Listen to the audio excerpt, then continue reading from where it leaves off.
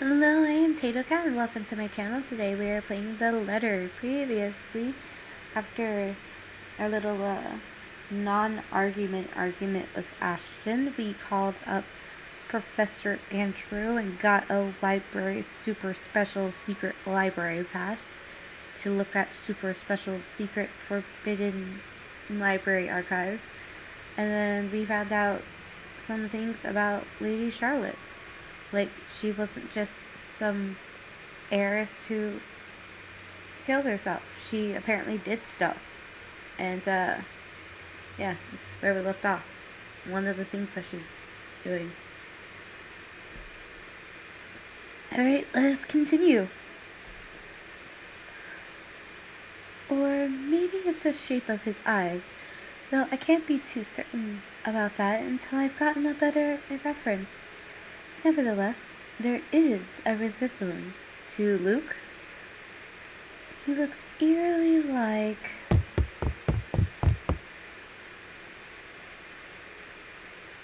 Oh, fantastic. Do I need to get ready for a quick time event? I'm gonna smack the microphone and make an awkward noise. I'm gonna spill my Mountain Dew. I'm not prepared yet. Okay. Let's adjust. Just in case. Maybe if I have to start doing stuff, this laptop doesn't go flying off my lap. My head snaps up, glowering at whoever running in the floor above. Any day, I'd march upstairs and reprimand whoever it is. This is a library, for heaven's sake! But now isn't the time. I've forgotten what I need. Without wasting another minute, I hit the machine's print button for a copy of the page, while my other hand moves to put everything back into storage. A ragged exhale slips from me. Relief, perhaps? Or maybe this is already exhaustion. Regardless, soon I'm closing my eyes as I wait for the printer to finish. If only to stave off a headache building up from everything. Uh-oh.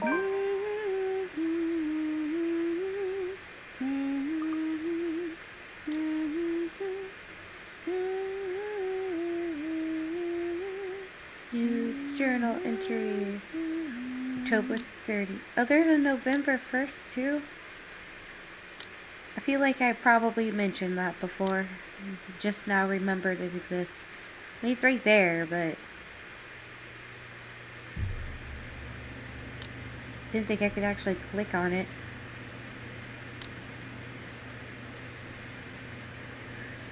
Okay. With the help of Professor Andrew Clark, Rebecca was able to gain access to Luxborn Library's restricted section. In there, she discovered numerous accounts about the Ermengardes, all hidden from the public. Her research was interrupted, however, when she stopped. Like, I guess she dozed off. I mean, it wasn't really that badly interrupted. But sure, game. Sometime, I've even began humming the same song again, comfort. Despite my doubts about this, despite all the tension in my shoulders, this may be a small fight, but at least I can start somewhere. We can start somewhere. There's a way out of this. I know it. The printer sputters to a halt. However, its sound isn't what makes me snap my eyes open.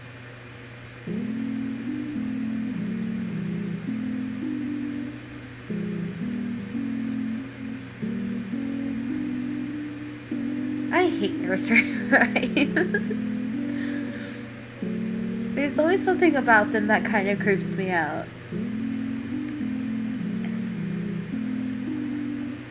A feeling. A chilly brush of air behind my back. Didn't mean need to right click.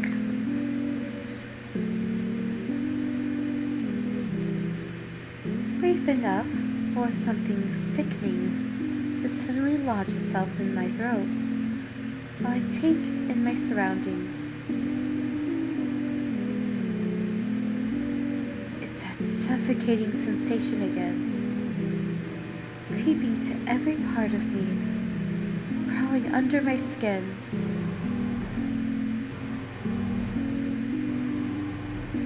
This is some good editing here. The fade from the creepy thing and now the dun dun dun music.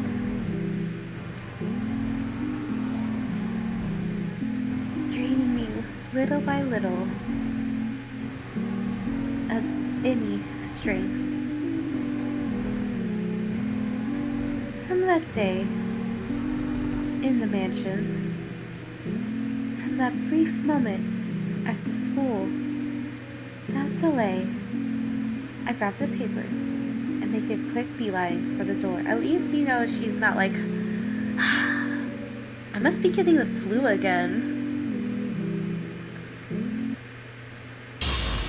Ah, there she is. So how many times am I going to die this time?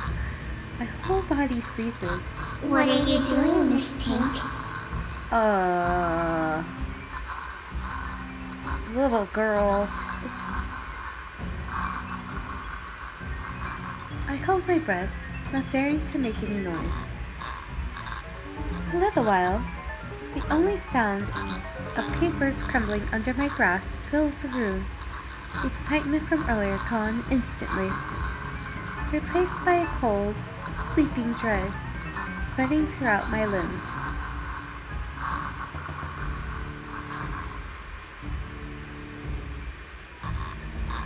No, it just doesn't take.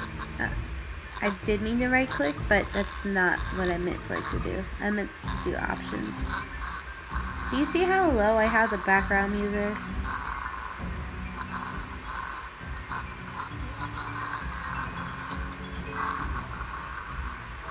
I feel like when I edit this, it's gonna be really loud and nobody's gonna hear my voice. But more than the fear is the anger. It pains me to hear her using my own student's voice against me, and more than once, I believed it was really her. She has no right. Why don't you play with me? Although she hasn't made a move, as there isn't a wall behind me, I probably take a step back. Anything to put distance between us, no matter how small, as long as I'm out of her reach. But I steel myself, because if I do fall back, turn away from her, I'll be left with no way out. I am not dying here. I hate to tell you this, Rebecca. I'm not very good with these little quick time event things, and I've already killed one of your friends with my choices, so... And I'm still not particularly fond of you. Chances are you will die at least once. You think you scam me? Miss Pink, don't be so rude. I'm waiting. I'm not afraid of you, you spook! Well, okay. This is one Scotswoman you aren't getting into an early grave without a fight! Come at me! That last part wasn't very convincing, Rebecca. I expected she'll lunge, prove to me what a monster she is. Instead, all she gives me is a smile, twisted and gnarled, as if time has crawled to a stop at the sight of it. A split-second decision, and before I know it, my body shifts. Eyes closing in anticipation, hand grabbing whatever solid enough on the nearby table and hurling at her. Was it a book? It sounded like it did. I don't bother looking if whatever I threw hit its mark. I run, as fast as my legs can carry me, despite my heart threatening to burst out of my chest. But in this maze of bookshelves, with the whole place almost void of people, oh crap, is there even a place safe enough I can escape to? Head upstairs, head for the door. Isn't she at the door, but isn't upstairs like no room to escape? I feel like every time I watch a movie and I go up the stairs, I'm like, why are you going up the stairs? Rebecca's about to die. I'm gonna say head for the door because like I said, every time they head for the stairs, it always seems like they're in a situation where they have to jump out a window and then they die or something. I feel like this is the wrong choice, but I chose it anyways to head towards the door. And there's one. It is out of this room, out of this place, as far away as anyone can get from her. I can think about the rest, because like there was so much upstairs. Like that was weird, right? I can think about the rest of what I can do after I'm outside, and there are other people I can ask for help. When she's not chasing after me like this. There's no hesitation in my steps. I race for the restricted section door ahead, downstairs, and barrel straight for the library exit, towards safety, in a desperate bid for my life. Library rules be damned. I can no longer hear her behind me, but I'm not taking any chances. Is she in front of me? A breath almost escapes me as I near the door. A little more. Oh shit, she's gonna catch me.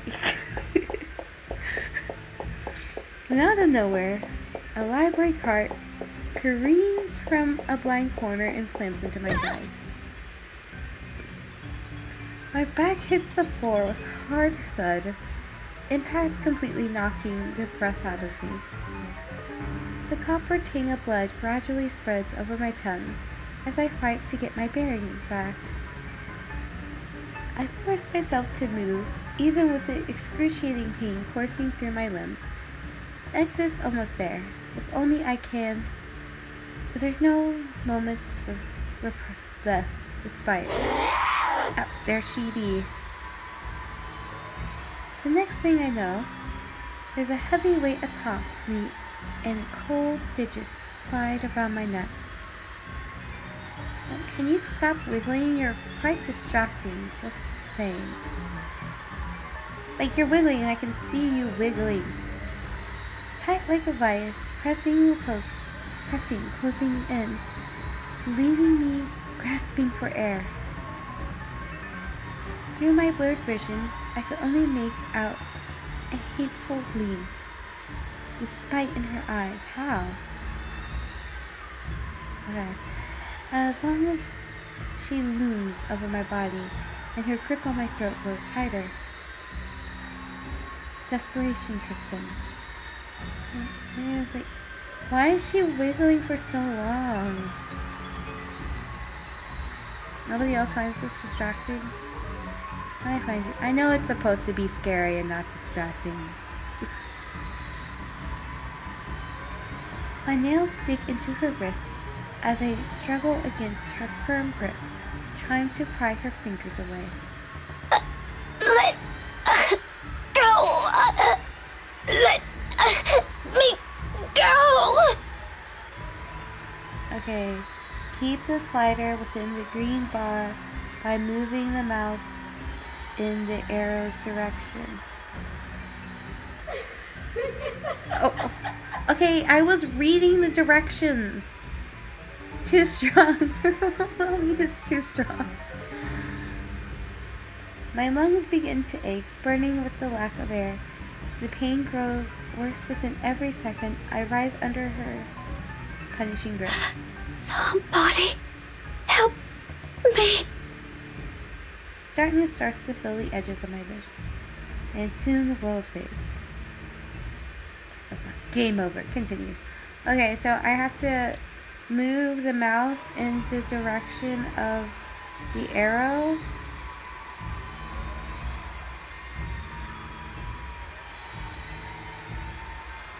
I don't like this. No. Oh, this one's gonna be annoying. I'm not even using an actual mouse. I'm using the pad that has the thing. It's on the computer. I don't even like using that. I know I can skip all this, but let's keep going until I get really pissed off. Like, can I use a space? Like, do I have to use the mouse? Objective escape and then press tab I can press tab. Okay, so I have to.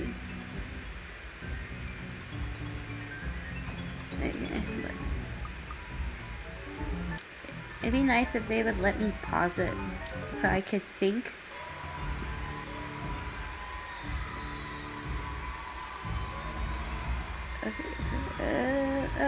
Okay. Okay. Over.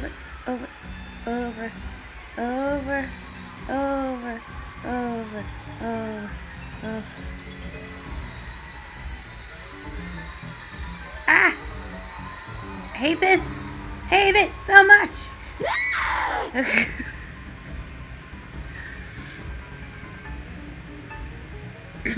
I succeeded though. Like fishing in Stardew, I hate that too. I don't think twice. My limbs are moving on their own before what I did had fully registered in my brain and my lungs could recover.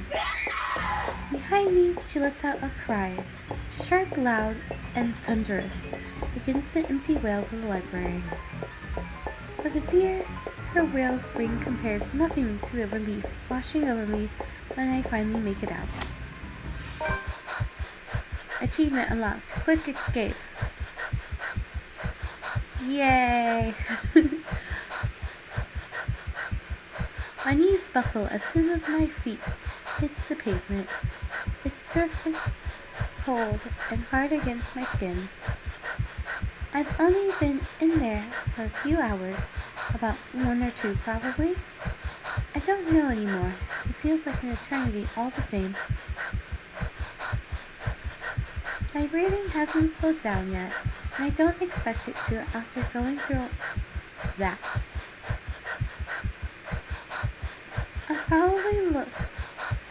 I probably look the most undignified creature on a Sunday morning right now. Out of breath, disheveled, slumped here with a bloody lip and all. But, at present, I simply can't bring myself to care. Even a few passers-by start giving me strange looks. Stare at me all you want. I don't give a single shite. I'm alive. I'm safe. This isn't the end yet. But I'm safe. And inside my bag is something that could get us out of this mess. Nothing definite yet.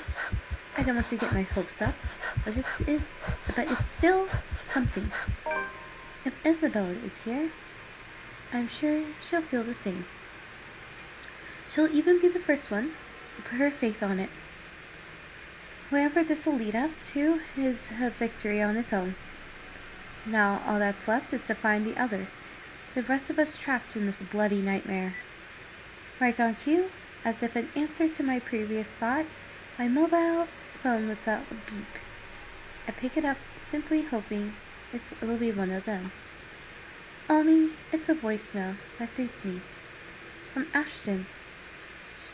There's pang of disappointment, of course, but it brings some reassurance that nothing's happened to at least one of them. Hey, Becca, call me back when you're free. We need to talk. ASAP.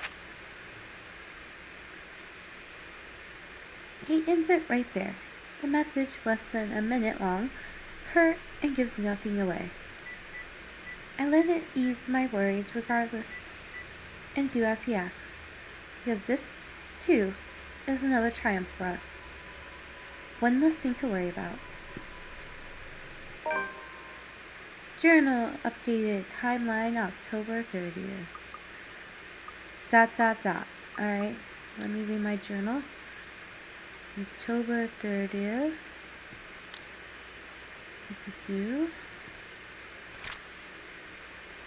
Rebecca was seen jumping out of Lexington Public Library late Sunday morning, checking her mobile. A lone voicemail from Ashton was in it, telling her they need to talk ASAP. ...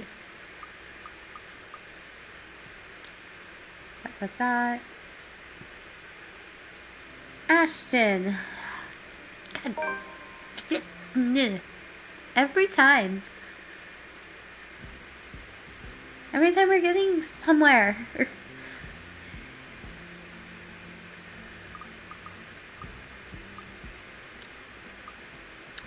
Profile. Let's look at Ashton's profile.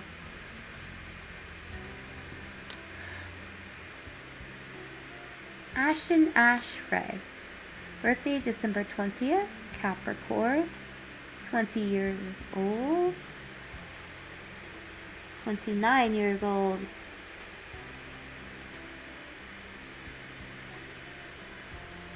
Didn't see that line for a second. Height 5'5". No. Occupation detective inspector. Nationality American Japanese. Religion Christian. Non-practicing. Education. Bachelor's degree in forensic science. Likes taiyaki ice cream. Shirley. Ophelia. Old-timey action movies and thrillers. Heart racing, jazz, and swing. Sherlock Holmes. Justice. He likes justice. There was little love between his parents, and though he grew up privileged, he found little joy in student life. He saw the standard testing system as a chore and considered his popularity among his peers to be annoyance. Rebecca was the only one he considered a friend at St. Coretti.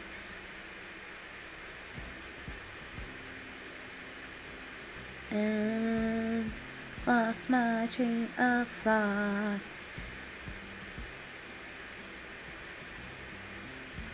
And he was no better when he went into university. If anything, his indifferent outlook got worse with his parents' divorce.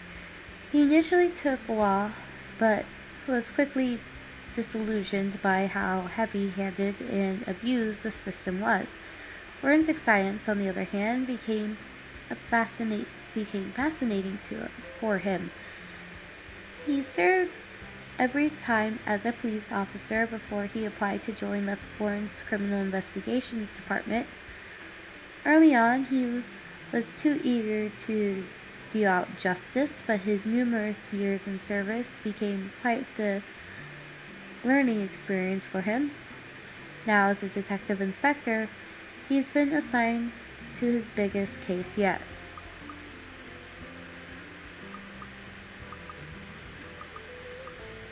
We're getting closer and closer to Luke there, and he's our last character to play. Let's look at our relationship stuff as Ashton. Isabella loves us. Look at that. And Zachary too. Luke, not so much. Hannah is kind of meh with us. Alright. Let's do this, Ashton.